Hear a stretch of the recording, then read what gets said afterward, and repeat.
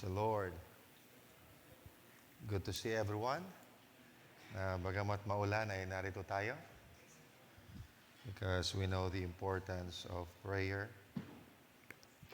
Purihin ang Panginoon. So, before you have your seats, turn your Bible in 2 Samuel chapter 5. 2 Samuel chapter 5, we'll be starting from verse 22.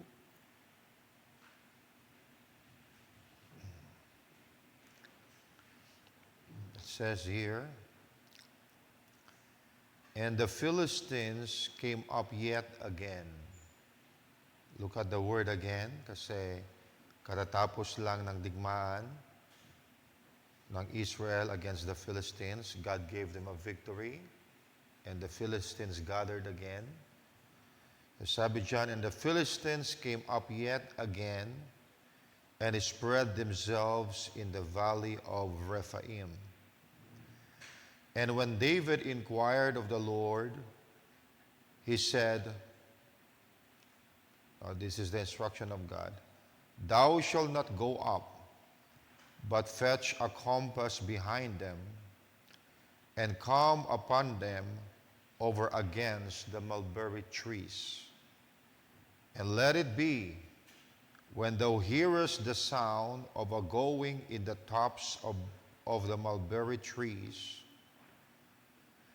then thou shalt bestir thyself, for then shall the Lord go out before thee to smite the host of the Philistines."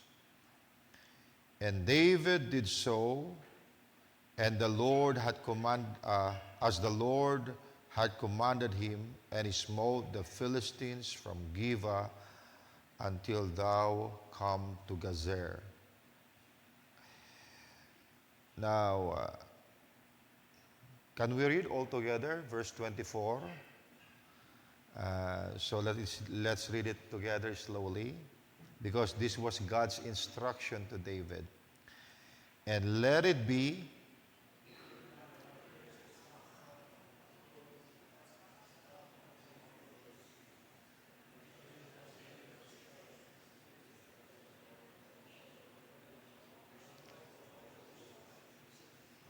tapos na ba? Okay, let's do it together. Sasamahan ko kayo. Follow me. "And let it be, when thou hearest the sound of a going in the tops of the mulberry trees, and then thou shalt bestir thyself, for then shall the Lord go out before thee to smite the host of the Philistines." Amen. Purihin ang Panginoon. Tayo manalangin sa Panginoon. Lord Jesus, we thank you, Lord, for your divine presence in our midst. We acknowledge, Lord, that this service would be nothing, would be in vain without you here. It is your presence that makes the difference, Lord. And we just love to come before your presence, to feast at your table, to fellowship with our fellow brothers and sisters. I pray, Lord, that you would once again speak to our hearts. Bless your children, Father, that would hear your word. Here and those who are streaming online, may you bless them as well. Speak to us, Father, by your word. This we ask in Jesus' name. Amen. Praise the Lord. You may have your seats.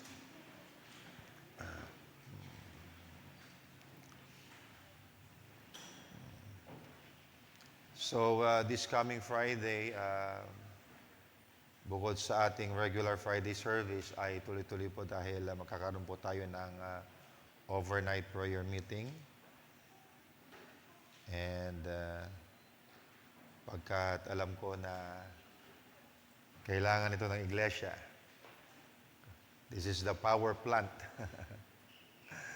Amen. When you come to church, you go to the prayer meeting, and you see people praying, ayan po yung power plant. Because there's power in prayer. You believe that? Blessed be the name of the Lord. Now, this evening, I'd like to speak on the subject I entitled, The Sound Before the Victory. The Sound Before the Victory. Now, kung aking tatanungin kayo ngayong gabi,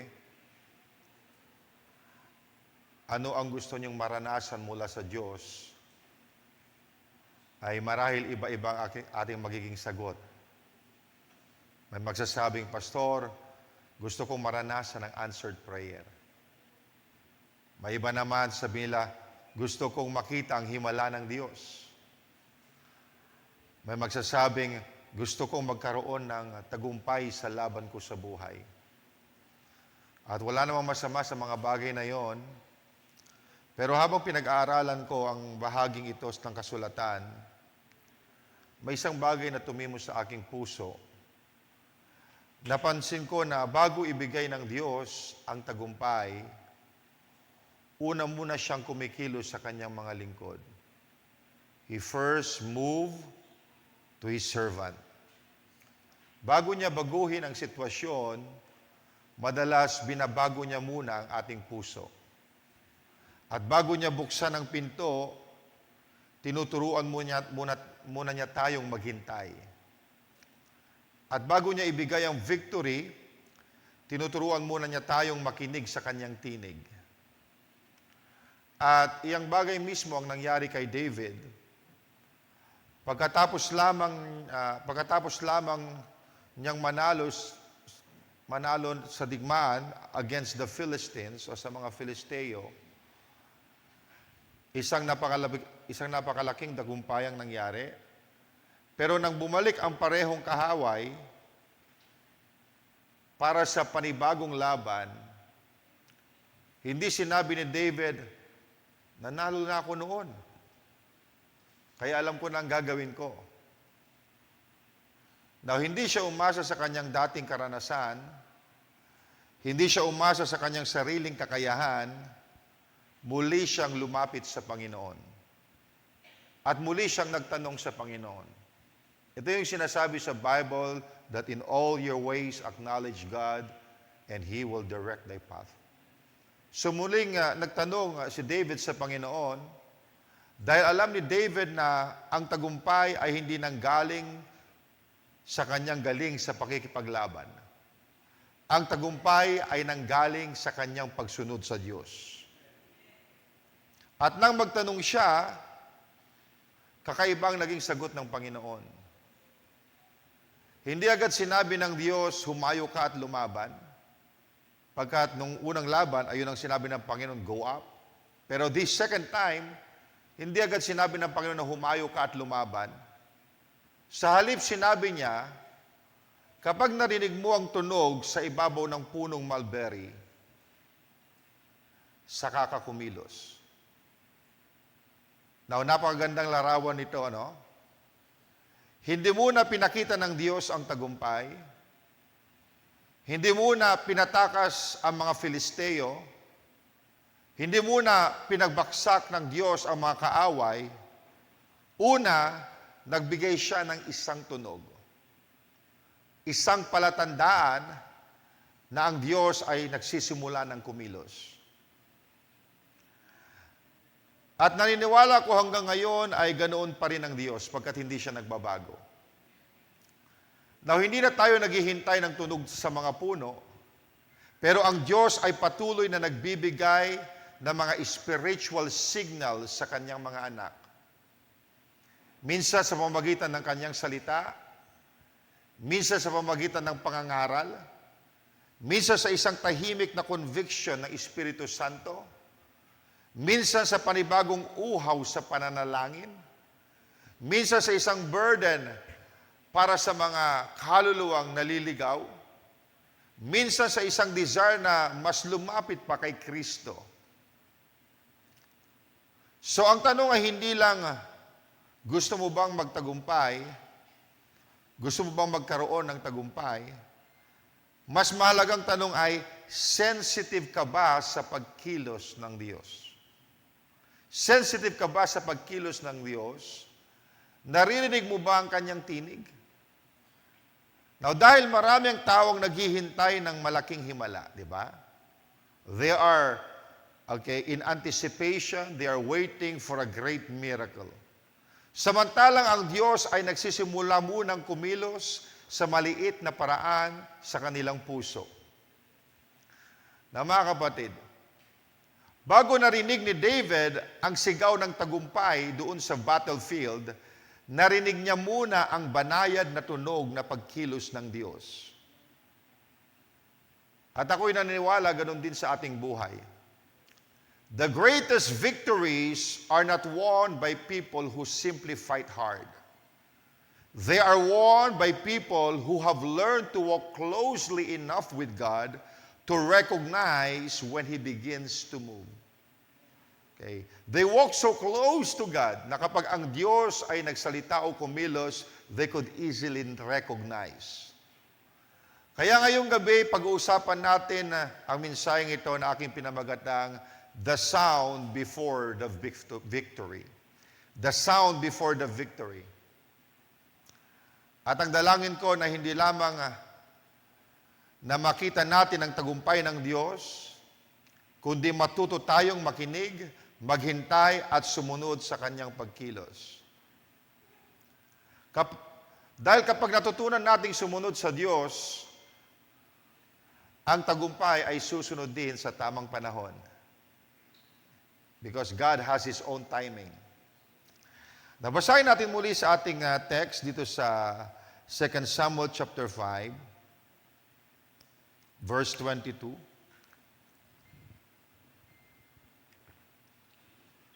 Ang sabi dyan, and the Philistines came up yet again. Okay. Sabi ko sa inyo kanina, look that word again. Kasi if you would read the previous verses or the verses before this, ay nagkaroon na ng digmaan. Okay? David inquired of the Lord at sabi ng Panginoon, go up. At sila'y nakipaglaban, nanalo sila. Then you could see the Philistines, sabi ito, came up yet again. So the enemies gathered again to go against Israel. Now, i-jump natin dito sa verse 23. At sabi dyan, and when David inquired of the Lord. Now, catch this now. So the Philistines came up yet again. At sabi ng Bible, and when David inquired of the Lord. Now, may isang bagay na agad nating mapapansin sa kwentong ito. Ang unang laban ay tapos na. Nanalo na si David at ang Israelites. Okay, pinagtagumpay na siya ng Diyos laban sa mga Filisteo. Pero hindi pa natapos ang laban. Sabi sa Biblia, and the Philistines came up yet again. They came up yet again. Mga kapatid, I could say iyan ang buhay Kristiyano. Hindi dahil nanalo tayo kahapon, ay wala na tayong haharapin bukas. Hindi dahil nanalo na tayo sa digmaan kahapon, ay wala nang digmaan ngayon. Hindi dahil nagtagumpay tayo sa isang pagsubok, ay hindi na darating ang susunod. Hanggat narito tayo sa mundong ito, there will always be another battle to fight. Another temptation to overcome, and another opportunity to trust God. Pero tingnan natin ang naging tugon ni David. Now, hindi niya sinabi, natalo ko na sila noon. Kaya alam ko na ang aking gagawin. Kumbaga, subok na ang strategy ko. Now, hindi. Sabi sa Bible that David inquired of the Lord. David inquired of the Lord. Sa madaling salita, ang unang ginawa ni David ay hindi lumaban. Ang unang ginawa niya, lumapit sa Diyos. Siya ay lumapit sa Diyos. Na mga kapatid, minsan ang pinakamapanganib na panahon sa buhay ng isang Kristiyano ay hindi kapag siya ay nasa gitna ng pagsubok, kundi pagkatapos niyang magtagumpay. Alam niyo kung bakit? Dahil pagkatapos ng tagumpay, madaling pumasok yung tinatawag na self-confidence. Unti-unti mong naisip, kaya ko na ito. Sanay na ako. Matagal na akong Kristiyano. Diba? Matagal na akong naglilingkod sa Diyos. Alam ko na ang dapat kong gawin. Diba? Now, di ba nangyari yan sa panahon nila Joshua after their victory over Jericho? Tumaas ang kanilang kumpiyansa, naging kumpiyansa sila. At nang sumunod na gera sa AI, kunti lang kanilang pinadala. Di ba? At natalo sila. Now, pakinggan nyo ito. Ipinapakita sa atin ni David na ang tagumpay kahapon ay hindi kailanman magiging kapalit ng panibagong pagtitiwala sa Diyos ngayon. Kahit nagtagumpay ka na kahapon, mga kapatid, you always come to God. You always inquire to God. Amen. You always ask God's guidance kasi iba yung kahapon sa ngayon. Every victory should make us more dependent upon God. Not more dependent upon ourselves, but more dependent upon God. Now, napakaganda ng sagot napakaganda ng sagot ng Diyos kay David. Now, sa unang laban, pinaharap siya ng Diyos sa mga Filisteo. Ngunit ngayon, sinabi ng Diyos kay David sa verse 23, "Thou shalt not go up." Now, tingnan niyo mga kapatid. Now, ibig sabihin, pareho ang kaaway, pareho ang Diyos, pero iba ang direksyon. Ibang instruction ng Panginoon. Bakit? Dahil ayaw ng Diyos na umasa si David sa method. Gusto niyang umasa si David sa kanyang presensya. Now, napagandang aral nito para sa atin. Now, minsan gusto nating ulitin lang ang dating ginawa. Dahil iyon ang nagiging dahilan ayon ang naging dahilan ng ating tagumpay. Pero ang totoo, hindi ang paraan ang nagbigay ng tagumpay. Ang Diyos ang nagbigay ng tagumpay.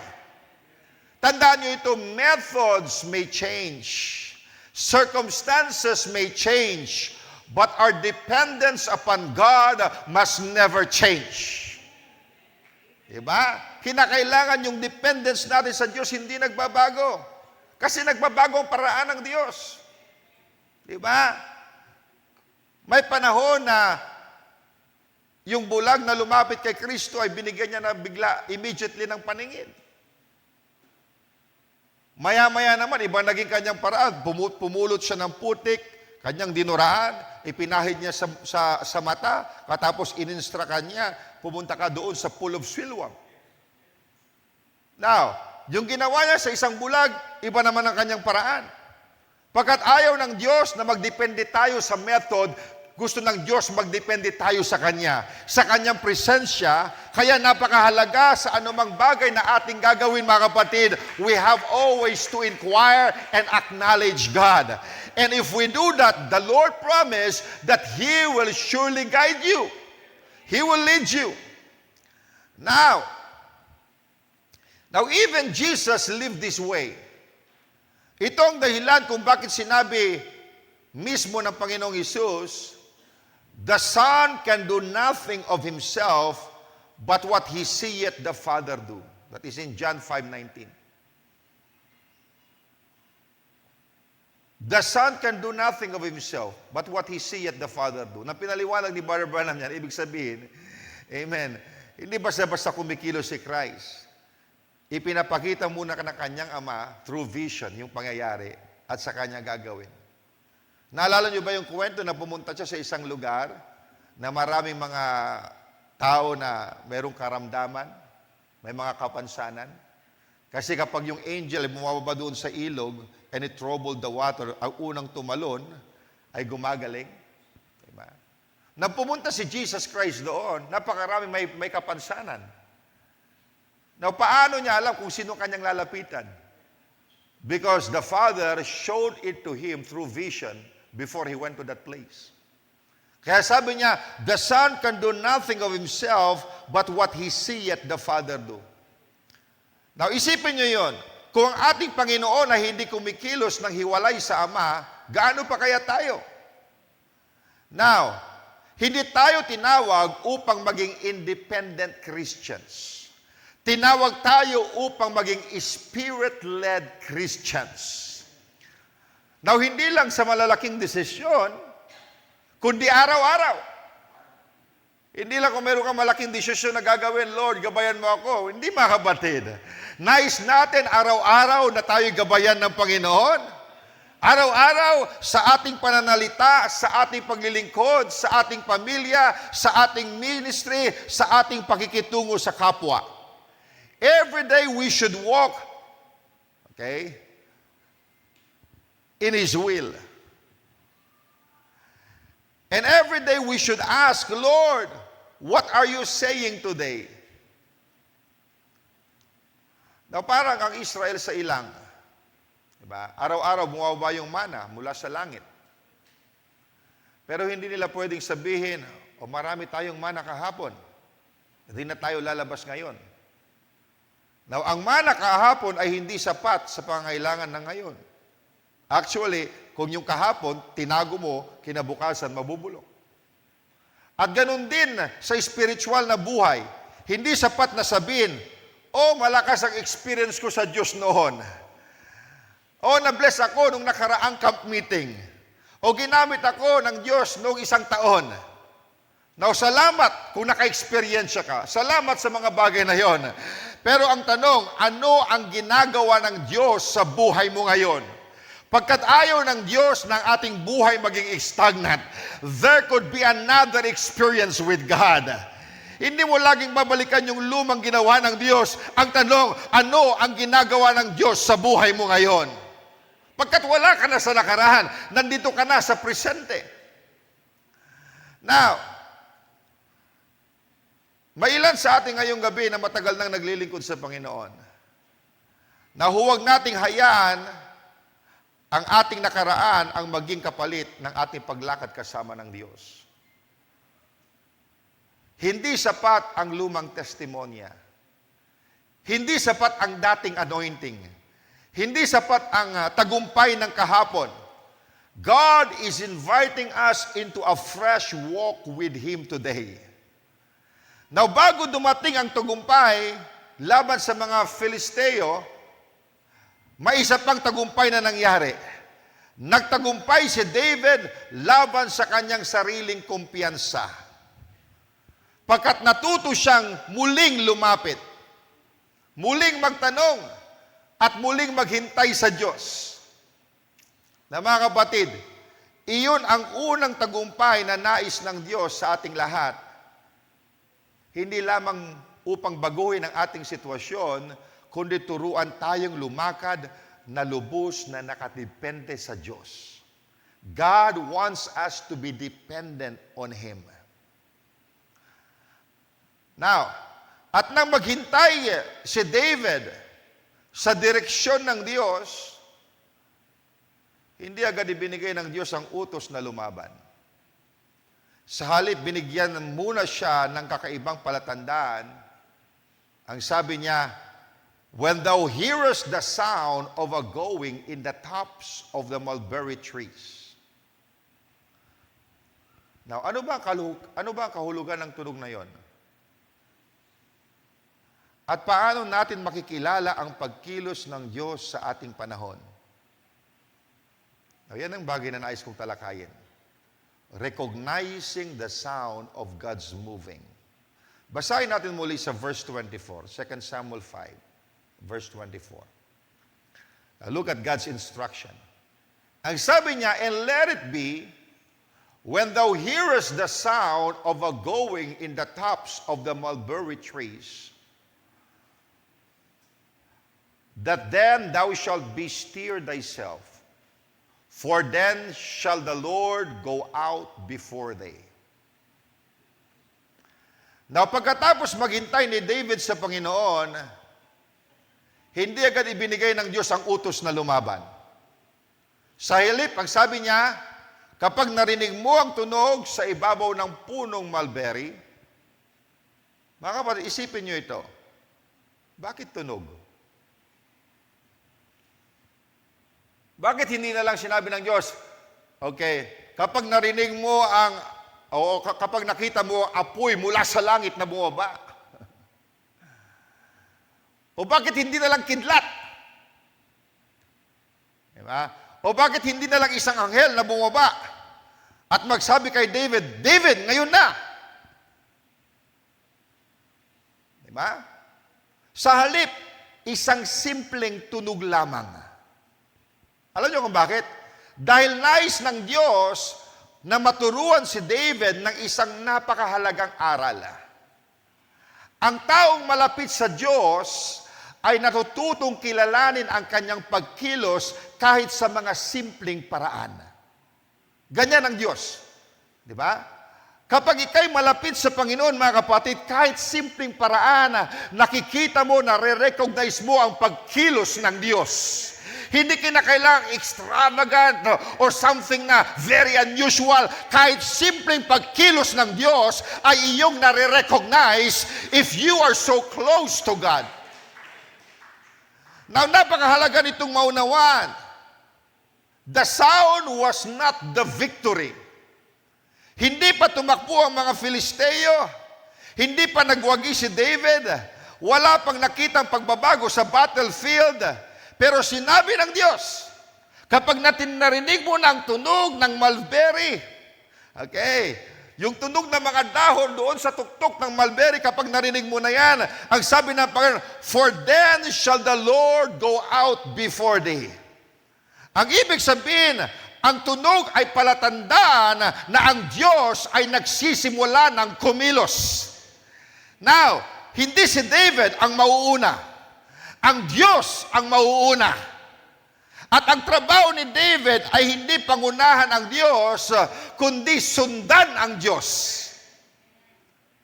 Na mga kapatid, iyan pa rin ang prinsipyo ng buhay Kristiyano. Hindi tayo tinawag para pangunahan ng Diyos. Tinawag tayo para sumunod sa Kanya. Ang Espiritu Santo, hindi natin pangungunahan. Amen. Ang Espiritu Santo ang mangunguna sa atin. Amen. This church must be Holy Ghost led. This church must be a Spirit-led church. Ganon din tayo bilang individual. Our life must be Holy Ghost led. Now, may isang bagay na gusto kong makita rinyo. Hindi si David ang gumawa ng tunog. Hindi niya niyugyug yung puno. Okay, mga kapatid? Hindi niya pinilit na mangyari ang signal. Ang Diyos ang gumawa nito. Now, napakagandang larawan nito sa ating buhay spiritual. Maraming bagay ang hindi natin kayang gawin sa ating sarili lamang. Diba? May mga bagay na hindi natin kayang gawin sa ating sarili. Hindi natin kayang gumawa ng tunay na revival. Hindi natin kayang baguhin ang puso ng isang makasalanan. Hindi natin kayang pilitin ang presensya ng Diyos. Hindi natin kayang gumawa ng tunay na conviction. Ang Espiritu Santo lamang ang may kakayahang gumawa nito. Di ba? Ang Espiritu Santo lamang ang may kakayahan na gumawa nito. Ang responsibilidad natin ay hindi gumawa ng sahon. Ang responsibilidad natin ay maging sensitibo kapag ang Diyos ay kumikilos na. We have to recognize even the simple move of God. Now, how does God make the sound today? How does God make the sound today? Now, hindi na tayo naghihintay na literal na tunog ng puno. Diba? Pero ang Diyos ay patuloy na kumikilos sa kanyang mga anak. At maraming beses, bago magkaroon ng malaking pagbabago sa ating buhay, may banayad muna siyang pagkilos sa ating puso. Now, halimbawa, nagbabasa ka ng Biblia. Habang nagbabasa ka, merong talata na paulit-ulit na kumakatok sa puso mo. Binabalik-balikan ka nung nabasa mong talatang yon. At parang hindi mo ito maalis sa isip. Now, hindi ito aksidente, maaaring iyon ang sound ng Diyos na nagtuturo ng direksyon.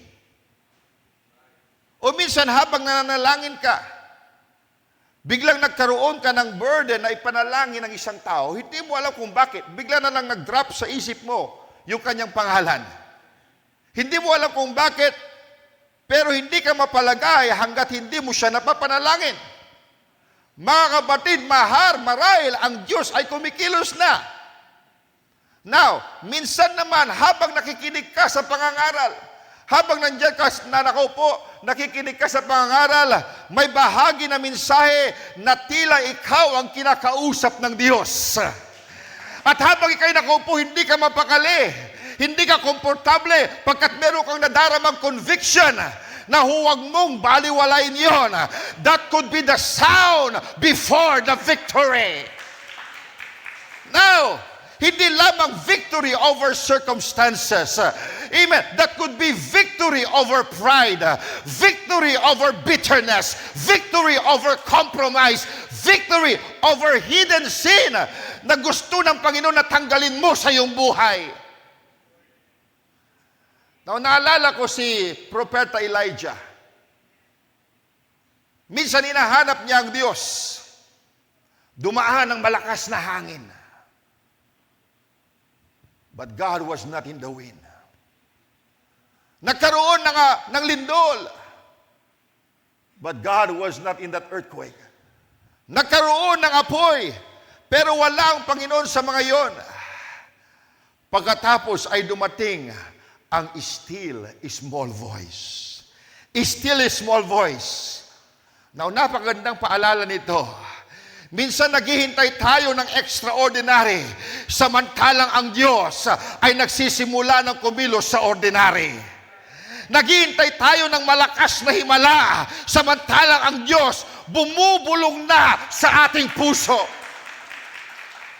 And those who learn to hear His whisper will be ready when His power is revealed. Now, kapag madaling araw, bago sumikat ang araw, may mapapansin na tayong, may mapapansin ka ng unti-unting liwanag sa silangan. Now, hindi pa yun ang araw, pero alam mo, paparating ng araw. Now, hindi mo kailangang pilitin itong sumikat. Hindi mo kailangang itulak ang araw pataas. Ang kailangan mo lamang ay kilalanin ang mga palatandahan na nagsisimula na itong sumikat. At ganun din sa Diyos, madalas bago niya gawin ang malalaking gawain sa ating buhay, nagbibigay muna siya ng maliliit na senyales ng kanyang pagkilos. And blessed is the believer who learns to recognize those holy moments. Na mga kapatid, maaaring mailan sa atin ngayong gabi na naghihintay na malaking gagawin ng Diyos. Pero baka ang tanong ng Diyos sa atin ay hindi, nakita mo na ba ang victory? Kundi, narinig mo na ba ang aking tinig? Na marahil matagal nang kumikilos ang Diyos sa pamamagitan ng kanyang salita o sa pamamagitan ng conviction, sa pamamagitan ng correction o sa pamamagitan ng burden na nilagay niya sa iyong puso, sa pamamagitan ng pagnanais na mas mapalapit sa Kanya. Mga kapatid, huwag nating baliwalain ang mga yon. Because before God changes our circumstances, He often begins by changing our hearts. At kapag natuto tayong makinig sa Kanyang pagkilos, handa na tayong sumunod saan man niya tayo dalhin. Are you catching that? Kasi kung minsan, ang iniantay natin yung mga kagila-gilalas na mangyari. But we don't know, mga kapatid, Amen. We didn't recognize the sound of the mulberry trees. It's already moving. Are you catching that? Now, I'm teaching this because I'd like you to be sensitive to the voice of God in your life. Sa palagay niyo, binigyan tayo ng Panginoon ng Espiritu Santo para manahimik lang dyan at hindi mangusap sa atin? Now, there are many times, for example, sa akin, in my personal experience concerning the voice of God. Ba? Sa akin, pag-aaral ng salita, sometimes I would prepare a message. May bagay na akong pinlano, itong tuturo ko.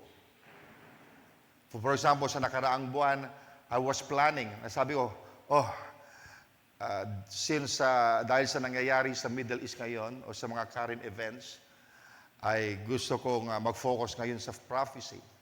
So I started studying the prophecy in the Bible. Diba? Pero pag ako na mag-aaral at para sa service, iniiba ng Panginoon ang direksyon.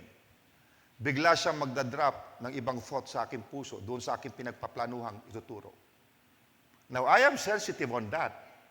Okay. Hindi ko iniisip na yung thought ko lang yun, na naisip ko na yun ituro ko, hindi. I know that it's the voice of God.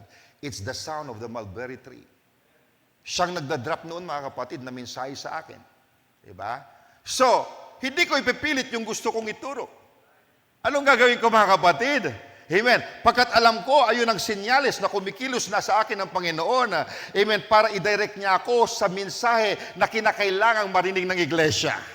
And because I am sensitive to that, amen, I would just be led by the Spirit. Panginoon ito, and I would focus on that.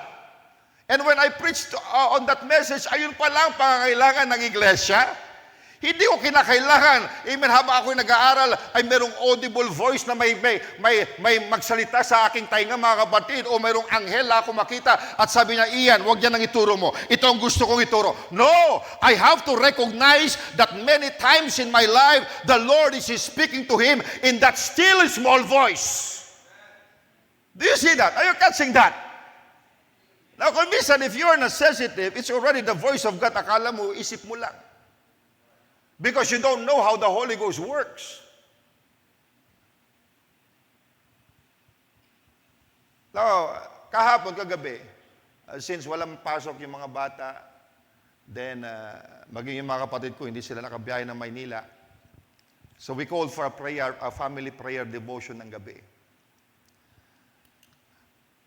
Na kami of course, nag-awitan muna kami, the usual thing that we do. Kami nag-awitan, nagpuri sa Panginoon. Then, ang normal namin ginagawa kapag kami family devotion, ay isa-isang mananalangin ng bawat isa. Usually, ako yung last para i-close ko yung family devotion sa pananalangin. So, after namin umawit, nagkaroon kami ng scripture reading. Then, in-expound ko ng konti yung scripture. Then, we started to pray, na nanalangin bawat isa. At habang sila'y nananalangin, siyempre, malayo pa yung turn ko. There was a nudge na ako nadadama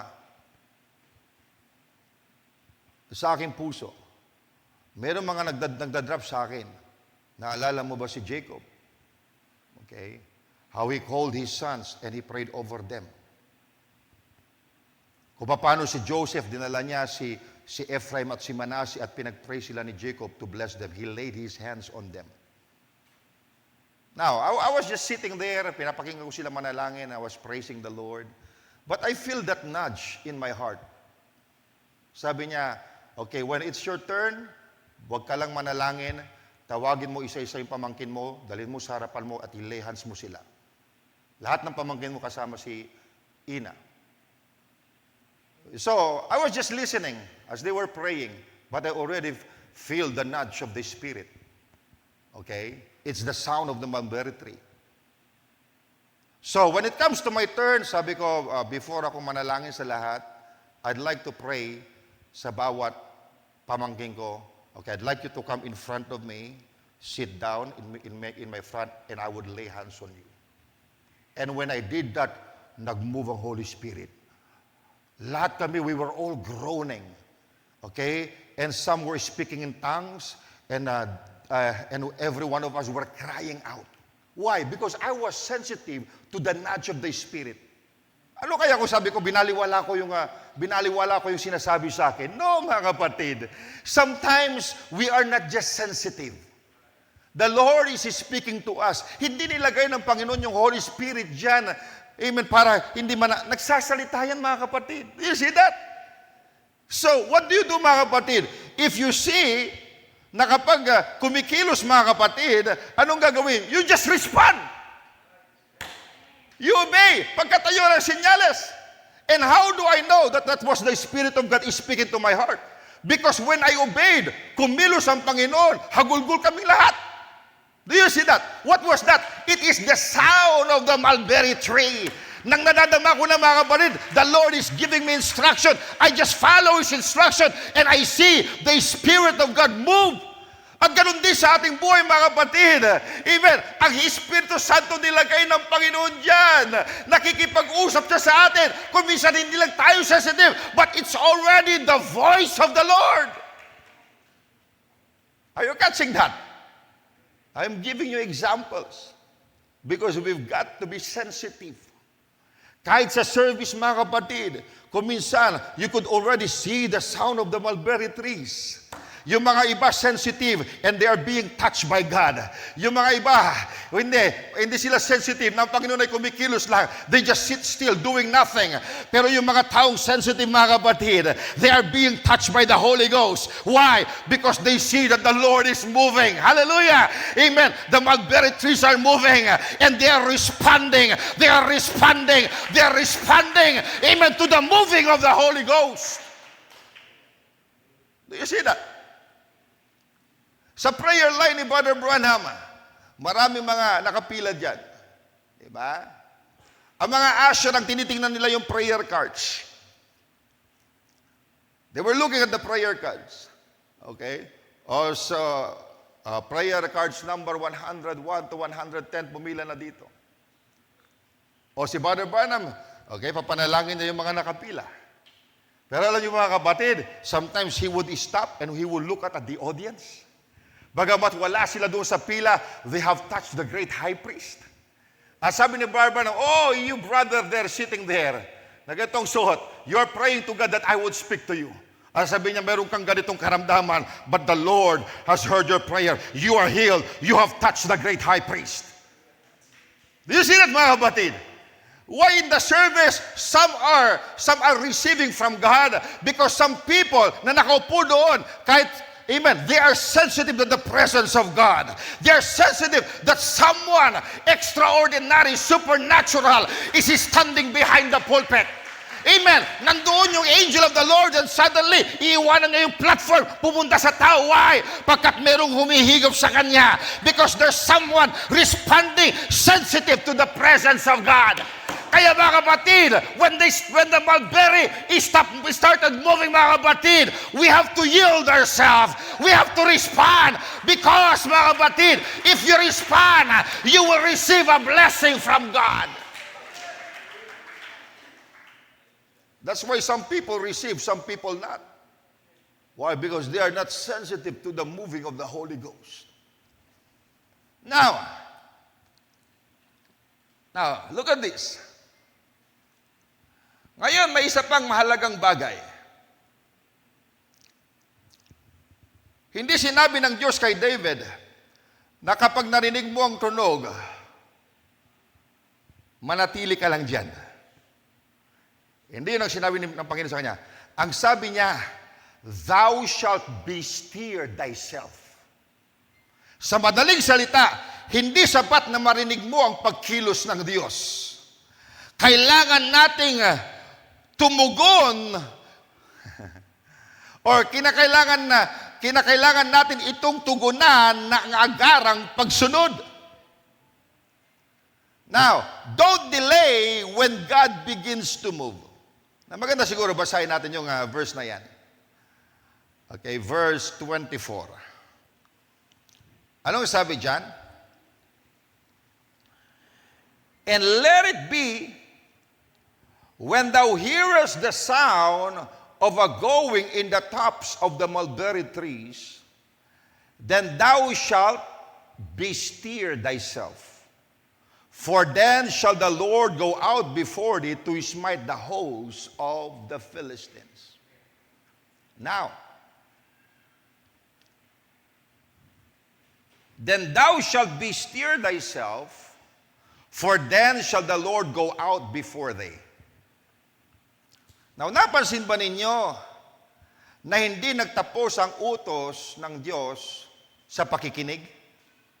Hindi niya sinabi, kapag narinig mo ang tunog, okay, maging masaya ka.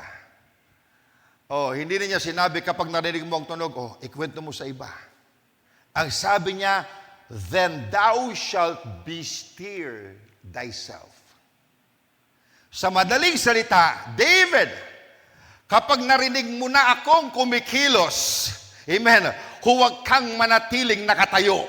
Kumilos ka rin. Are you catching that? Ibig sabihin, kapag nakikita mo na akong kumilos, mayroon kang gagawin, kumilos ka rin. Now, church, napakahalagang prinsipyo ito. Hindi sapat na marinig natin ang tinig ng Diyos, kailangan natin itong sundin.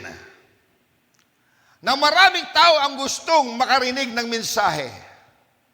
Gustong matuto ng bagong revelation. Ba? Gustong dumalo ng Bible study, gustong makinig ng preaching. Pero ang tanong ay hindi, ano ang narinig mo? Ang tanong ay, ano ang ginawa mo sa narinig mo? Now, pagkat hindi tayo pananagutin ng Diyos, batay lamang sa dami ng ating nalalaman. Pananagutin niya tayo sa ating tugon sa kanyang salita. Kaya sabi sa James 1:22, but be ye doers of the word, and not hearers only, deceiving your own selves. So hindi lang tayo tagarinig. Kung ano'y napakinggan natin, nagre-responde tayo. Amen. Isinasakatuparan natin. Ang tunay na spiritual maturity ay hindi nasusukat sa dami ng notes mo sa Bible. Diba? Nasusukat ito sa dami ng isinasabuhay natin. Now, may mga pagkakataong malinaw ang sinasabi ng Diyos. Sabi niya, forgive. Pero sinasabi natin, Lord, hindi pa ngayon, hindi ako handa. Sabi niya, manalangin ka, anak. Lord, mamaya na lang. Sabi niya, witness to that person. Baka susunod sa susunod na lang na pagkakataon. Kapag inuudyukan ka ng Panginoon to witness, you share. Hindi ba't ganoon ang ginawa ng Panginoon kay Philip? Doon sa eunuch. Sabi niya, puntahan mo yun. Tabihan mo. Kausapin mo. What is that? That's the Spirit of God speaking to Philip. But they are so sensitive when the Holy Ghost speaks to them. And they would follow it. Kung minsan sabihin ng Espiritu Santo, isuko mo na yung hidden sin mo.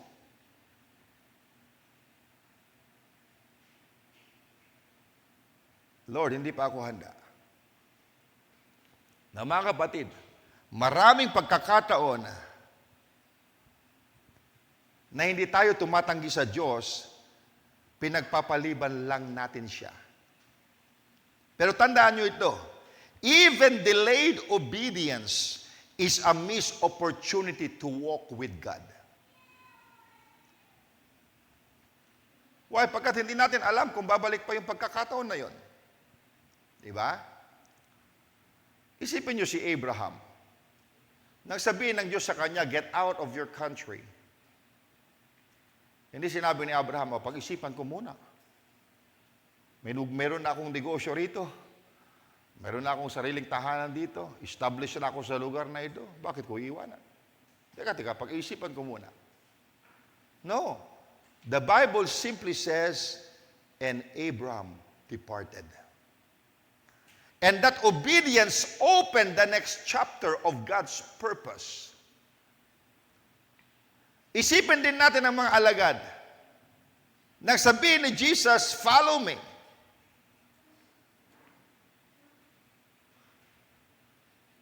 Hindi sila humingi ng 6 na buwan na palugit. Sabi, teka, pag-isipan naman namin. Bigyan mo kami ng 6 na buwan. Then, saka kami magpapasya. No, iniwan nila ang kanilang lambat at sumunod sa Panginoon. Bakit? Dahil naunawaan nila na kapag ang Diyos ang tumawag, today is always better than tomorrow. Kaya tumugon ka agad. At ito ang seryosong babala ng kasulatan. Sinabi ni Stephen sa Acts 7:51, nang siya'y nangaral, sabi niya, you do always resist the Holy Ghost. You do always resist the Holy Ghost. Now, ibig sabihin, posible palang marinig ang pagkilos ng Espiritu Santo at hindi ka tumugon. Ganon din sa service. Di ba? Posible rin na makita mo ang pagkilos ng Espiritu Santo, yung iba tumutugon at ikaw ay hindi tutugon. So, posibleng marinig ang pangangaral o makaramdam ng conviction, lumalambot ang puso, pero pagkatapos ng serbisyo, bumabalik na lamang sa dating pamumuhay. Na mga kapatid, huwag nating hayaang masanay ang ating puso sa pagtanggi sa banayad na tinig ng Diyos. Kapag ang Diyos ay nagsasalita sa atin, don't resist it. Hallelujah. Gayahin mo si Mary, ang sabi mo, be it unto me, Lord, according to your word. Panginoon, alam ko nagsasalita ka sa aking puso. Sundin mo lang, mga kapatid, ang ipinapagawa ng Panginoon. Huwag mong patigasin ang iyong puso. Ba? Now, parang si Pedro.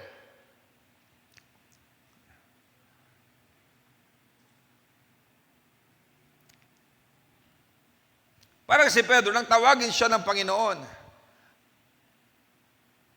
habang naglalakad si Jesus sa tubig. So tumugon si Pedro. Habang nakatingin siya kay Kristo, naglalakad siya sa ibabaw ng alon. Pag-isipan nyo, paano kung sinabi ni Pedro, Lord, maghihintay muna ako kapag humupa ang alon, saka ako maglalakad. Now, hindi niya kailanman maranasan na maglakad sa tubig. Diba?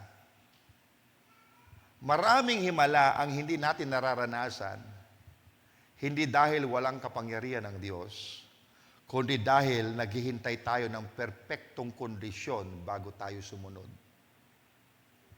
Diba? Kaya kung ang Diyos ay nagsasalita na, mga kapatid, tumugon agad tayo. Dahil kapag paulit-ulit na siyang nagsasalita at hindi natin pinapansin ang kanyang tinig, anong nangyayari sa atin? Unti-unting tumitigas ang ating puso. Okay? So, wag ka nang maghintay ng perpektong kondisyon bago ka sumunod. Why? Because faith obeys while God is speaking. Ayun ang pananampalataya. Sumusunod ka na agad. Hindi man perpekto yung sitwasyon, pero pag sinabi ng Panginoon, sumunod ka lang, Panginoon nang bahala. Amen! Sumunod ka. Why? Pagkat anumang kalagayan, anumang sitwasyon sa iyong pagsunod, kontrolado yun ng Panginoon. Now, kaya ngayong gabi, maaaring kinakausap ka ng Diyos. Marahil mayroon kang dapat isuko, o mayroong dapat ituwid sa iyong buhay, o mayroon kang dapat patawarin, o may ministry na matagal ka nang tinatawag ng Diyos, o may soul winner dito na gustong gamitin ng Panginoon na instrumento upang mag-akay ng mga kaluluwa, o may prayer life na gusto niyang baguhin, na gusto ng Diyos buhayin muli sa buhay mo.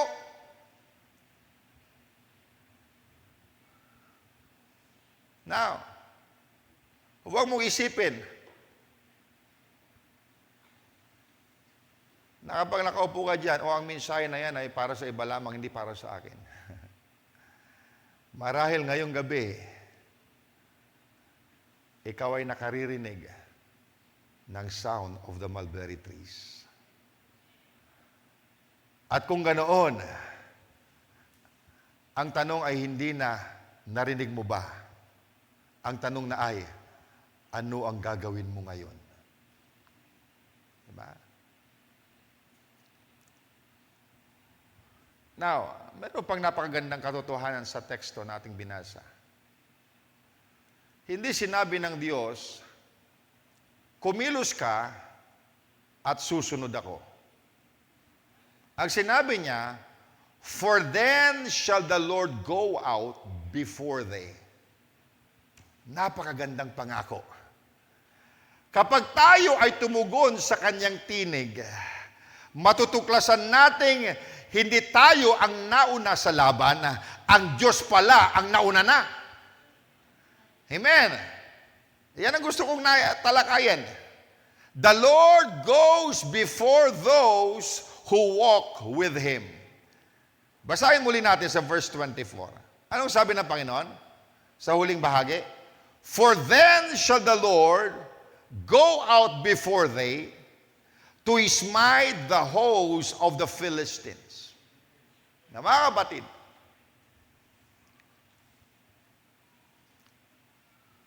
ito,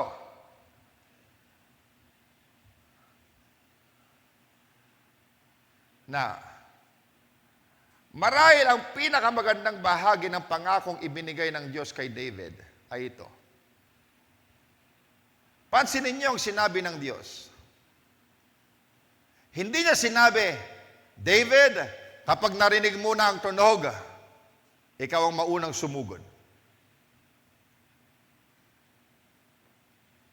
Now, hindi rin niya sinabi, kapag narinig mo ang tunog, sige, humayo ka na, lumusob ka na, at tingnan natin kung kaya mo ang laban.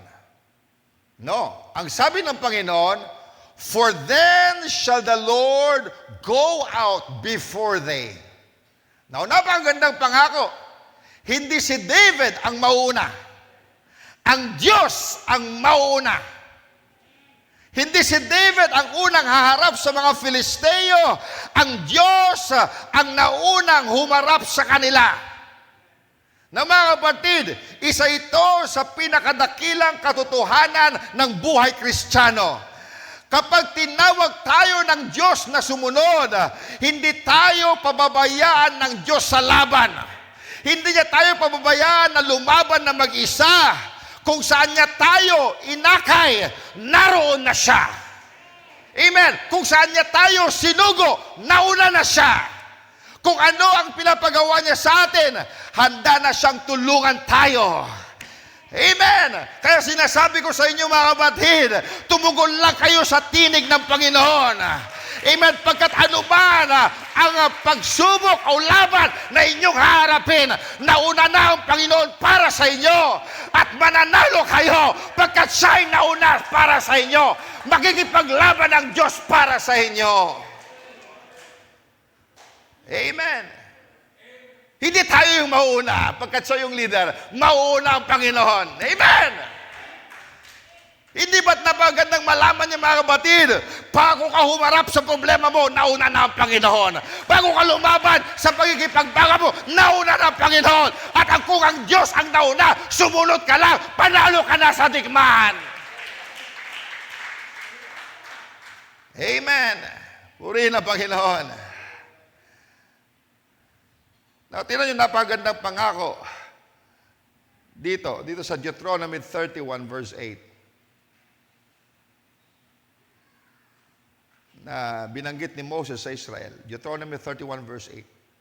Sabi niya, the Lord, He it is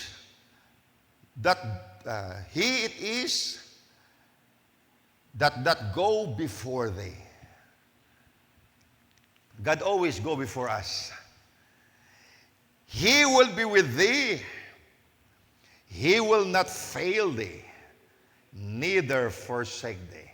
Is that wonderful? You could personalize that. You say, the Lord, He it is that go before me. He will be with me. He will not fail me, neither forsake me. Purihin ang Panginoon. What a promise! So, hindi lamang kasama natin ang Diyos nauna na siya sa atin. Hindi ba? Now, maraming tao nagsasabi, Lord, ipakita mo munang mananalo ako, saka ako susunod. Pero ibang pananampalataya. Faith says, Lord, susunod ako dahil alam kong ikaw na ang nauna. Amen. Hindi tayo sumusunod dahil malinaw na ang lahat. Sumusunod tayo dahil nagtitiwala tayo na nangunguna siya sa atin. Naniniwala ba kayo mga kapatid na mayroong nangunguna sa atin? Purihin ang Panginoon. Ito ang dahilan kung bakit sinabi sa awit sa Psalm 119, verse 105. Anong sinabi? The Word, ano sabi dyan? Is a lamp unto my feet and a light unto my path. Nabasahin nga natin sabay-sabay. The Word is a lamp unto my feet and a light unto my path. Now, napansin ba ninyo? Anong sabi dyan? Lamp unto my feet. Now, hindi floodlight sa buong daan. Minsan, meron kami pinanggalingan, naglakad kami pabalik sa bahay, madilim papunta doon sa aming subdivision. Alam niyo ibig sabihin ng lamp unto my feet? Binuksan namin yung cellphone namin. Okay, ayun lamp unto my feet. Hindi niya pinaliwanag yung buong daan. Ang pinaliliwanag niya yung dadaanan ng paa. Nakuha natin? So sabi ng Biblia, lamp unto my feet, hindi floodlight sa buong daan. Now, ibig sabihin, binibigyan tayo ng Diyos ng sapat na liwanag para sa susunod na hakbang. At kapag sumunod tayo, ibibigay niya ang susunod na liwanag. Ayan ang lamp unto my feet. Amen. Meron ng liwanag sa susunod na hakbang. Kaya kung ikaw ay sumunod, magliliwanag na naman kung saan ka hakbang ng susunod. Magliliwanag na naman kung saan ka hakbang na susunod. Mga kapatid, thy word is a lamp unto my feet. Hindi mo kinakailangan magkita lahat. Amen, sumunod ka lamang kung ano ang sinabi niya sa iyo. At ayun ang liwanag sa iyo pa. At habang umahakbang ka, ipapakita niya muli ang susunod na hakbang.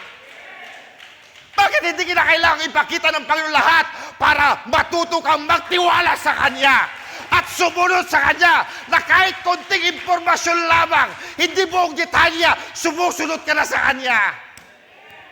Amen. Thy word is a lamp unto my feet. Kahit konting liwanag lang sa paa, sumusunod na ako. Dahil sa pagsunod ko, ipapakita niya ang susunod kong tatapakan. Purihin ang Panginoon. Now, hindi lamang ito nangyari kay David. Ganito rin ang ating Panginoong Hesus. Bago niya isinugo ang kanyang mga alagad upang ipangaral ang Ebanghelyo, siya muna ang gumawa ng daan. Bago niya tayo tawaging lumapit sa Ama, siya muna ang nagbukas ng daan sa pamamagitan ng kanyang dugo. Kaya sinabi sa Hebrews 10:19-20, na mayroon tayong new and living way dahil kay Kristo. Sa kasalanan na ilayo tayo sa Panginoon, hindi tayo makalapit pagkat ang Diyos ay banal. Pero sa salamat sa Diyos, because there is a new living way, si Kristo Jesus. He is the new and living way that we could come before God's presence, not by our own merits, but by the blood of Jesus Christ. He had made a way. Mga kapatid, wala tayong pinapasok na labanan na hindi pa napasok ni Kristo. Siya ay tinukso upang matulungan ang mga tinutukso. Siya ay nagdusa upang tayo aliwin sa ating pagdurusa. Siya ay namatay upang tayo ay magkaroon ng buhay. Siya ay nabuhay maguli upang tayo ay lumakad sa bagong buhay. At ngayon, ang ating great shepherd, siya na ang nangunguna. Diba?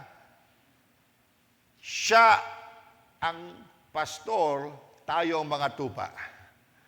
Amen. At anong ginagawa ng tupa? Sumusunod tayo sa ating pastor. He is that great shepherd na nangunguna para sa kanyang mga tupa. Now, naalala ko, when the children of Israel, nang sila'y tatawid sa Jordan River, hindi sila basta tumakbo doon sa ilog at tumawid. Hindi ganon. Ang Ark of the Covenant ang nauna. Nang lumusong ang mga saserdoteng may dala ng kaban ng tipan, doon lamang nahawi ang tubig. Now, ano ang ipinapakita nito? The presence of God always goes before the people of God. Amen. Ang presensya ng Panginoon ang mangunguna, ang mauuna. Diba? Mauuna yung ark bago sila. At ganun din ngayon. Kinakailangan mauna ang presensya ng Panginoon. Why? Pagkat hindi tayo umaasa sa ating kakayahan. Hindi tayo umaasa sa ating karanasan. Hindi tayo umaasa sa ating lakas. Umaasa tayo sa Diyos na nangunguna sa atin.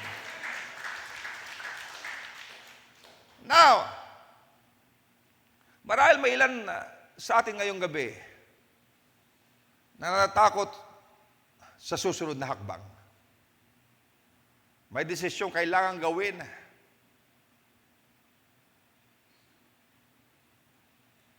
May ministry na pinagkatiwala ng Diyos. May tao na gusto niyang maabot mo. O may kasalanan gusto niyang talikuran mo. At iniisip mo, Lord, kaya ko kaya? Ang Diyos, ang sagot ng Diyos ay hindi, kaya mo. Hindi ganon. Ang sagot niya ay, hindi mo kailangang kayanin mag-isa. Sapagkat ako ang mauuna sa iyo. Amen. Napakalaking kaibahan yan. Hindi sinabi ng Diyos na malakas tayo, sinabi niyang siya ang ating kalakasan. Amen. Naniniwala ba kayo dyan? Siya ang ating kalakasan. At kung siya ang ating kalakasan, mananalo tayo. Pagkat kung sa ating lakas, talo tayo. Pero dahil siya ang kalakasan, magtatagumpay tayo. Amen. Hindi niya sinasabing walang laban, sinasabi niya siya ang nangunguna sa laban. Na mga kapatid, kung isipin natin, ito rin ang ginagawa ni Jesus para sa atin. Diba? Dapat, diba? Kumbaga, tayo ang dapat humarap sa kaparusahan ng kasalanan. Pero sa krus, siya ang nauna. Siya ang humarap sa ating kasalanan, siya ang tumanggap ng ating hatol, siya ang nagtagumpay laban sa kamatayan. At ngayon, tinatawag niya tayong sumunod sa kanyang tagumpay. Kaya ang bawat tagumpay natin sa buhay Kristiyano ay hindi dahil magaling tayo. Ito ay dahil ang Panginoon ay nauna nang nagtagumpay. Amen. Naniwala kayo dyan? Siya'y nauna nang nagtagumpay.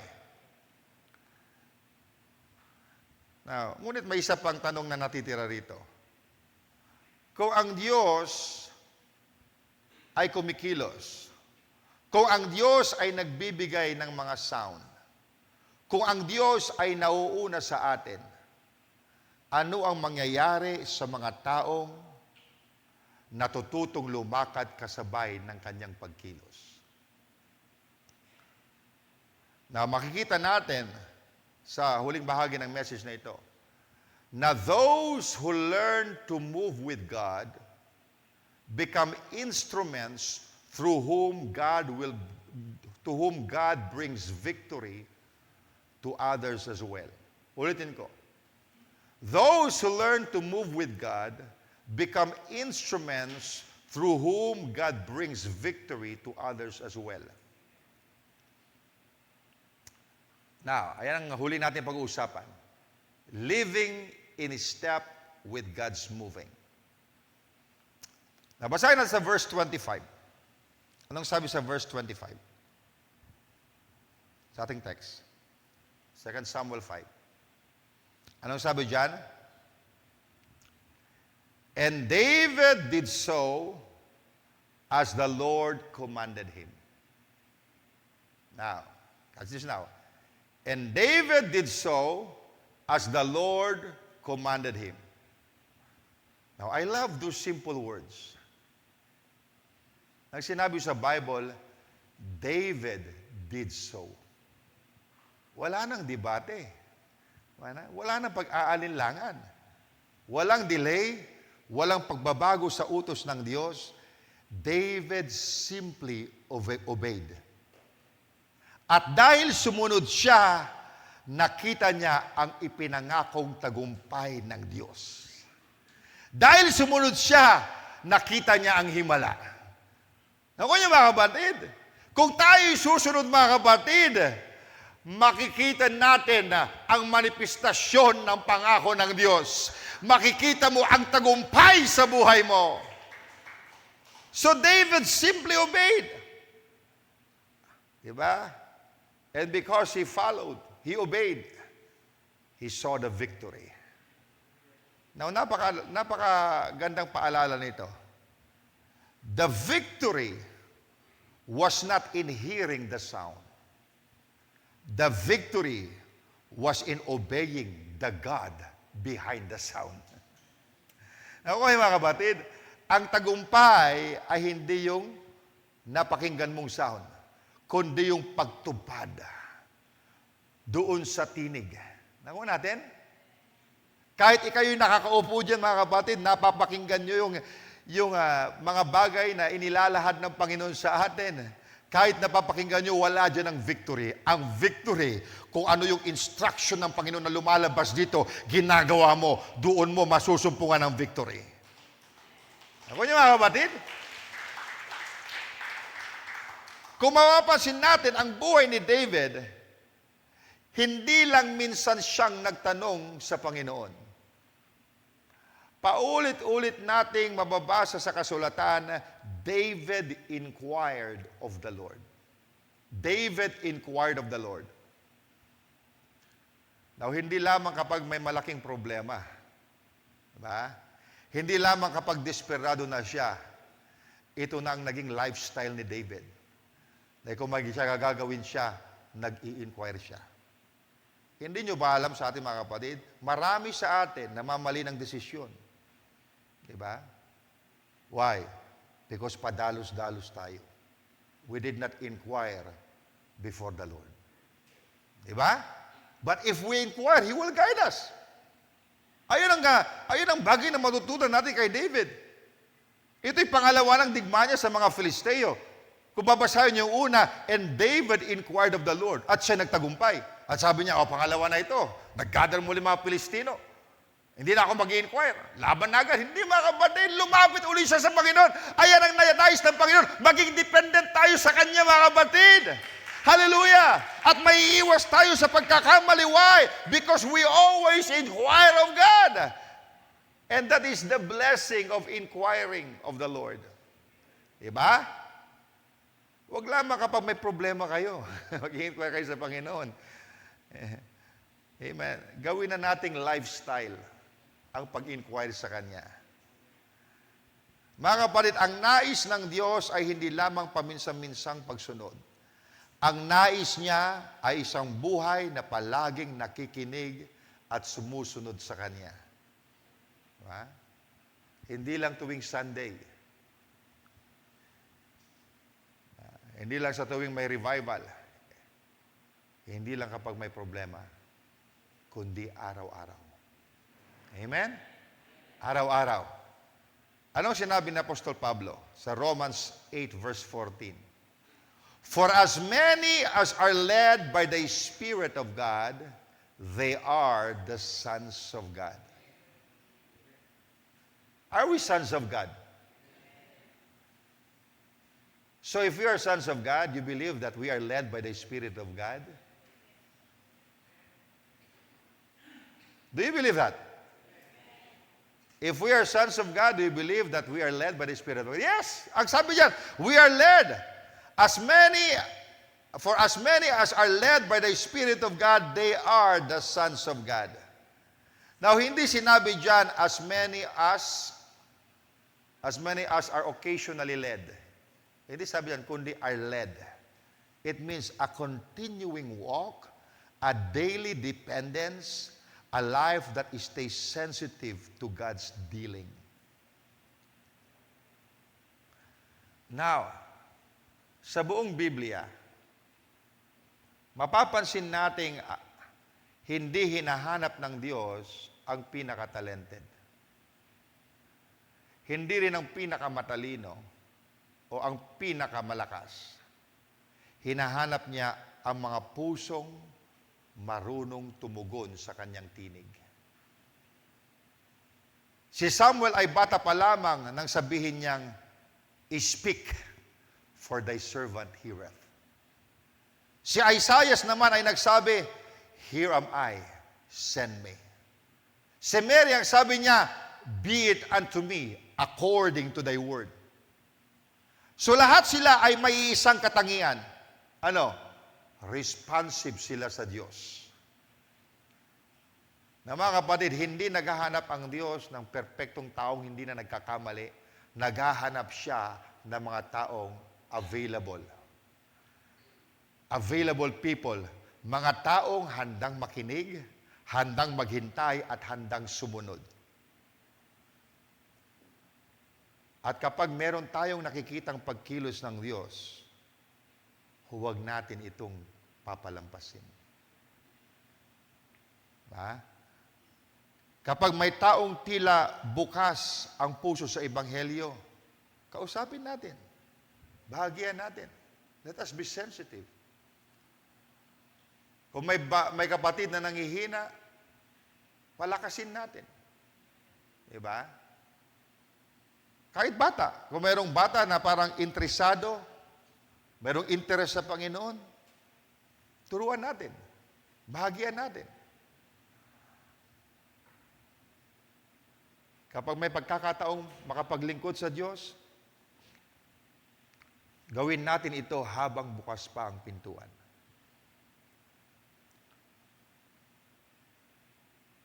Now, hindi natin kailangang hintayin ang malaking himala bago tayo maging masunurin. Maraming malalaking gawain ng Diyos na nagsimula lamang sa isang maliit na yes. Dahil sa pagsunod, nakita nilang himala. Diba? Now, isipin niyo ang isang magaling na mananayaw. Now, hindi siya basta gumagalaw kung kailan niya gusto. Nakikinig siya sa musika. Habang tumutugtog ang musika, umaayon ang bawat hakbang niya. Kapag bumilis ang musika, bumibilis yung hakbang niya. Diba? Bumibilis din siya.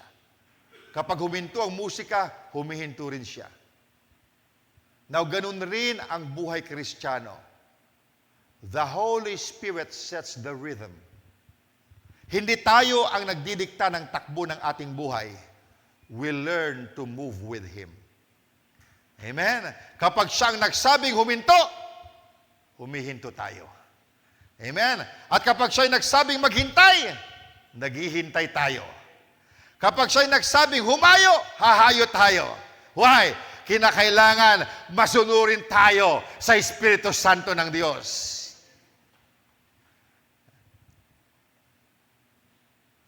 Marahil ang pinakamahalagang tanong ngayong gabi ay hindi, "Lord, when will you give me victory?"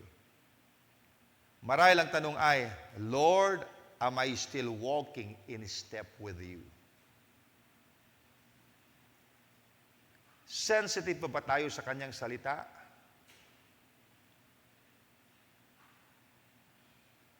Madali pa ba tayong sawayin? Madali pa ba tayong turuan? Now, kapag tayo kinakausap ng Espiritu Santo, tumutugon pa ba tayo? O baka nagiging manhid ng ating puso? Maaaring ang pinakamalaking himalang nais gawin ng Diyos sa atin ay hindi muna baguhin ang ating sitwasyon, kundi ibalik ang ating pagiging sensitibo sa Kanyang tinig. Ha? Habang tinitingnan natin si David, may isa pang dakilang hari na ating makikita. Siya ang Panginoong Hesus. At paulit-ulit na sinasabi ni Jesus, I do always those things that please the Father. Ibig sabihin, wala siyang sariling agenda. Walang sariling kalooban, lahat ng kanyang ginagawa ay ayon sa Ama. At ngayon, ang parehong Espiritu na gumabay kay Kristo ang nananahan sa bawat mananampalataya. Hindi ba? Kaya ang tunay na buhay ng Kristiyano ay hindi lamang tungkol sa paggawa ng tama, ito ay tungkol sa paglakad kasama ang tamang persona. Now, sa buong mensaheng ito, makikita natin na bago ang tagumpay, natutong maghanap si David sa Diyos. Bago ang tagumpay, natutong kilalanin ni David ang pagkilos ng Diyos. Bago ang tagumpay, natutong sumunod si David ng walang pag-aalinlangan. At dahil doon, ang Diyos mismo ang naunang lumaban para sa kanya. At naniniwala kong ganun pa rin ang Diyos ngayon, pagkat siya hindi nagbabago. The greatest victory is not merely overcoming an enemy. The greatest victory is becoming a man or woman who walks so closely with God that you recognize His voice and gladly follow wherever He leads. Ayan ang nais ng Panginoon, na kapag kumilos ang Diyos, nare-recognize mo siya. Di ba? Ganyan din sa pananalangin. Ngayon, mananalangin tayo ngayong gabi. Diba? Kapag siya nagsasalita sa inyong puso, pakinggan nyo. You have to recognize the voice of God. Now, ngayong gabi, hindi lamang tayo tinuruan ng Diyos para magtagumpay. Tinuruan niya tayo kung paano lumakad ng kasama niya. At kapag natutunan nating lumakad kasama ng Diyos, ang tagumpay ay ito ay hindi na isang bagay na kailangan nating habulin. Ito ay nagiging bunga ng ating paglakad kasama siya. Naniwala ba kayo dyan? If you are walking with God, yung tagumpay, resulta na yun ng paglakad mo sa Panginoon. Now, nakita natin ang apat na napakahalagang katotohanan na aking tinalakay. Una, bago ang bawat laban, matutong lumapit sa Diyos. Ibig sabihin, huwag tayong umasa sa tagumpay ng kahapon. Kailangan natin ng sariwang direksyon mula sa Panginoon. Ikalawa, matutong kilalanin ang pagkilos ng Diyos. Why? Pagkat maraming beses, hindi siya kumikilos sa paraang inaasahan natin. Minsan isang verse lang ang tumama sa puso. Minsan isang conviction. Minsan isang burden na manalangin. Minsan isang tahimik na pagnanais na mas lumapit sa Panginoon. Maraming bagay na ginagawa ko. Alam niyo kung bakit? Because the Lord placed the burden in my heart. And when I do it, the Lord prosper it. Pagkat alam ko siya ang naglagay nun. I am sensitive that it was God. Diba? So, huwag natin maliitin ang banal na sandaling yon. Why? Because iyon ang sound before the victory. Ikatlo, kapag nagsalita ang Diyos, huwag natin ipagpaliban ang pagsunod. Why? Because delayed obedience is still disobedience. Ang bawat mamaya na, Lord, ay maaaring maging dahilan upang makaligtaan natin ang nais gawin ng Diyos sa ating buhay. Na ikaapat, kapag tayo ay lumalakad ayon sa Kanyang tinig, matutuklasan natin na hindi pala tayo ang nauna. Ang Diyos na ang nauna para sa atin. Diba? At iyan ang nagbibigay ng kapanatagan sa ating puso. Hindi natin na alam ang bukas. Pero alam natin na ang Diyos ay nasa ating bukas. Hindi natin alam ang bawat hakbang, pero kilala natin ang nangunguna sa bawat hakbang. Diba? Kaya hindi tayo nabubuhay sa takot, hindi tayo nabubuhay sa sariling lakas, nabubuhay tayo sa pagtitiwala sa Diyos na laging nauuna sa Kanyang mga anak. Amen! Marahil ilan sa inyo, may mga bagay na hinihintay sa Diyos, di ba? Mga malalaking bagay na hintay sa Diyos. Pero marahil ang gusto mo nang gawin ng Diyos ay hindi baguhin ang iyong situation. Marahil gusto muna ng Diyos baguhin ang iyong puso. Di ba? O marahil ang gusto ng Diyos, ibalik mo muna yung una mong pag-ibig. Ayun na pala yung sound of mulberry tree mo. Bakit kayo nadaanan ni Pastor yung first love? Hindi ka sensitibo, yun pala ang nais ng Panginoon na paggawin mo para yung hinihingi mo mangyari. Diba? Bago niya baguhin yung sitwasyon mo, ang gusto muna ng Panginoon, ibalik mo yung unang pag-ibig mo. Diba? O marahil lang iniinintay niya muna, maibalik mo yung dating init mo sa pananalangin. Yung prayer life mo. Diba? O marahil gusto niya munang alisin yung pride mo. O marahil gusto niya nga pagalangin ang isang sugat na matagal mo nang kinikimkim. Marahil gusto niyang ibalik ang iyong sensitivity sa kanyang espiritu. Anong gagawin mo mga kapatid? You respond to the Spirit of God. Diba? Kami dito mga aral, sometimes may mga bagay na kami sinasabi, hindi namin naisip na sasabihin namin. Ayun pala mga kapatid, may gustong kausapin ng Panginoon. Marahil nakaupo ka dyan, hindi naman para sa akin yung sinabi ni Pastor. Hindi mo alam para sa iba. Why mga kapatid? Habang nakikinig siya, ayun na para yung sound of mulberry tree niya. At kapag siya'y tumugon, makikita niyang tagumpay sa kanyang buhay. Kaya huwag lamang natin hanapin ang kamay ng Diyos. Hanapin muna natin ang kanyang mukha. Dahil kapag natapuan natin ang kanyang presensya, matatakbuhan din natin lahat ng kailangan natin. Naniniwala ba kayo dyan? Now, musicians, you could come. I'm finished.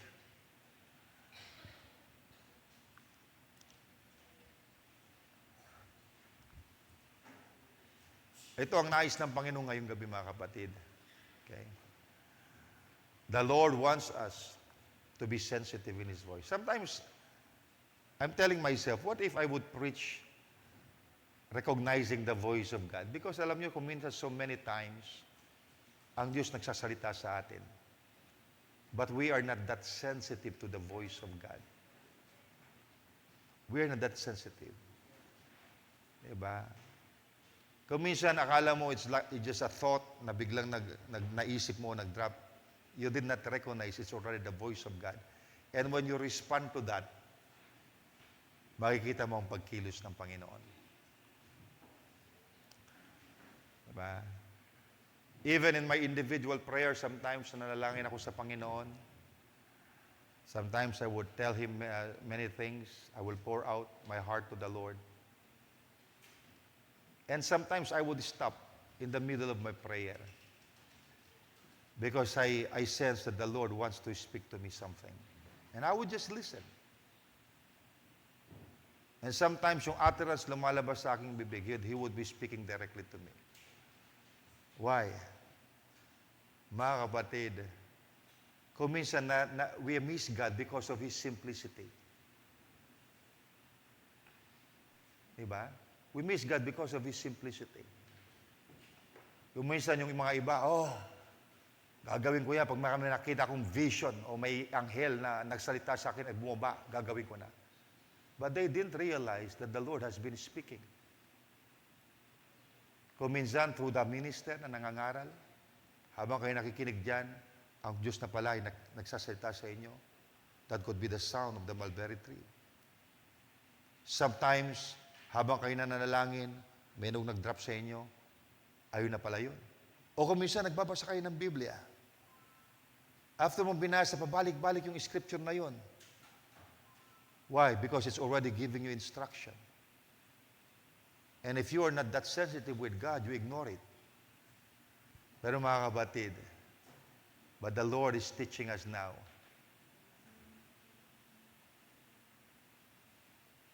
When you hear the sound of the mulberry tree, be still thyself. Meron tayong gagawin, mga kapatid. Be still ourselves. Let's respond to God. Lord, is that you speaking? Lord, speak, thy servant heareth. Magsalita ka, Panginoon. Amen? Nasubukan nyo na ba na magsalita sa isang tao, kinakausap nyo siya, pero hindi nagre-respond yung tao? Hindi ka niya pinapansin? Ano magiging reaction mo? Hindi ba titigil ka? Ako kayo, mga kapatid? Hindi ba titigil ka?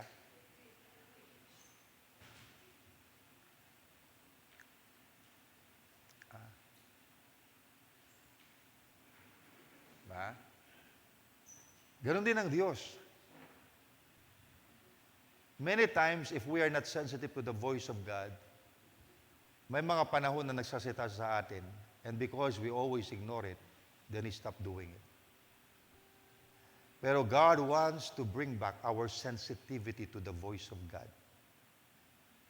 Now, sinasabi ko sa inyo, hindi tayo binigay ng Holy Spirit, nilagay lang dyan yung Holy Spirit, at ayaw makipag-usap sa atin. Sometimes marami kasing ingay sa ating buhay. Masyado na tayong abala sa maraming bagay. Masyado na tayong busy sa maraming mga bagay. Kung minsan, pati sa social media, maraming panahon na ating ginugugol.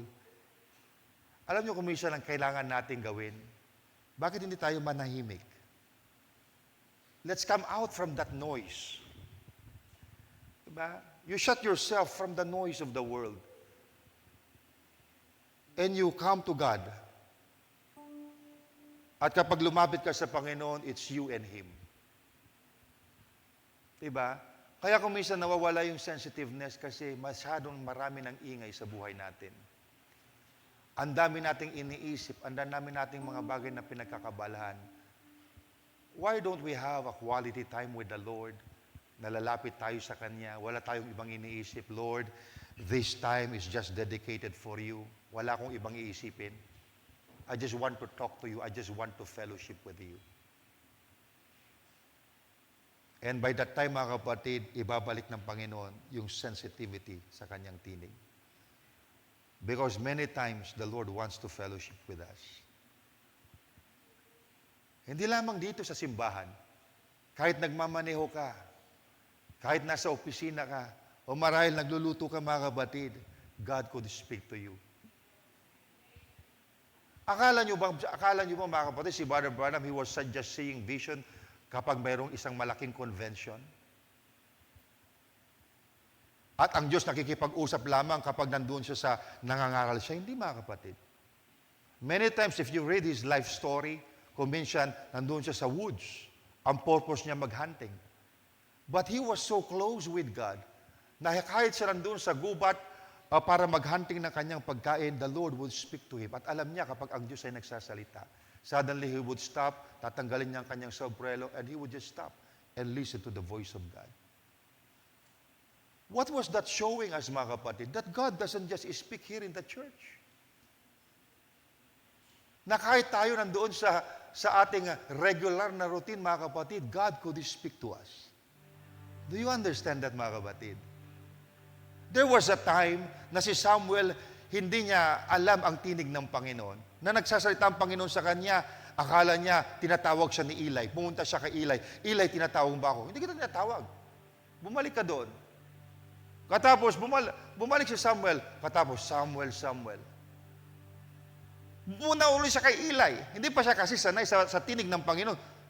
Pinapatawag, hindi kita pinapatawag. Sabi, meron ako narinig na tinig. Bumalik ulit siya. Kasi meron siya narinig na tinig. Bumalik ulit siya kay Eli. Sabi ni Eli, sabi niya, ang Diyos nakikipag-usap sa batang ito. Once na narinig mo muli yung tinig yan, sabi mo, Lord, speak, thy servant heareth. And God wants us to be sensitive. I experienced that, mga kapatid. Diba? Hindi lahat ng mensahe na aking ginagawa ay dahil ako'y umupo. Kuminsan, I'm just doing my regular thing. Kuminsan, nagigitara o nag-ordinary routine. Then, ang Diyos magdadrop sa akin. Why? Because, mga kapatid, kahit sa ating ordinary routine, mga kapatid, ang Diyos ay nangungusap sa atin. Diba? Kaya si Jesus Christ, kuminsan, i-isolate niya sa sarili niya, pupunta sa bundok, far away from the noise of the crowd, far away from the noise, even far from these disciples, because he just wanted to have an intimate relationship with the Lord. At ayan din ang nais ng Panginoon sa atin, mga kapatid. Diba? Yung mga ibang tao, masyadong busy sa cellphone. Patapos, pagpagod na sila, saka sila mananalangin. That's the reason you don't hear the voice of God. Bakit hindi mo kinakailangan, minsan mag-fast ka sa mga bagay na yan? Huwag mong galawin. Mag-sign out ka muna sa Facebook mo. Ha? Parang lagi mong iniisip Panginoon. Then you come to Him. And you started to become sensitive to the voice of the Lord. Do you love the Lord? Are you catching kung ano ituturo niya ngayong gabi sa atin? It was just simple sign na binigay ng Panginoon kay David. Sabi niya, once you hear the sound from the top of the mulberry trees. Yun niya sinabi kapag nakakita ka ng kidlat na malakas, nakakaibang tunog. Kapag nakakita ka ng anghel at binigyan ka ng instruction, humayo ka agad. God was teaching David to recognize the moving of God even in simple things. That was the same thing na tinuro ng Panginoon kay Elijah. May malakas na hangin, but the Lord was not in the wind. May malakas na lindol, but God was not in the earthquake. May dumaang apoy, but God was not there. But He was there in a still small voice. Mga kapatid, that's the reason God has given us the Holy Ghost. Do you love the Holy Ghost? Don't you know that Holy Ghost wants to fellowship with you, hindi lamang tuwing Martes, hindi lamang tuwing Friday, hindi lamang tuwing Sunday. Amen. Ay ang Holy Ghost na yan, gusto tayong kausapin araw-araw. But sometimes you are so busy, you just ignore it. Diba? But He wants to fellowship. That is the reason ang Diyos bumababa every cool of the day sa Garden of Eden, because He longs for fellowship. He wants to commune with Adam and his wife. At ganun din sa mga kapatid. Ang Diyos nais makipag-commune sa atin. Amen. At ngayong gabi, mga kapatid, huwag tayo mag-isip ng ano pa mga bagay, mga kapatid. Why don't we just think about God? Speak to the Lord and have fellowship with Him. Marami may mga sound of mulberry trees na tayo, but we are ignoring it because we are looking for something great or big na gawin ng Diyos before we would realize that it's Him. God would always do simple things. And sometimes because God reveals Himself in simplicity, that's the reason why people miss God at many times. Do you love the Lord? Tayo pula tayo tumayo. I know that our hearts are already ready. Praise the Lord. Let us sing this song, I Will Come to Bow Down.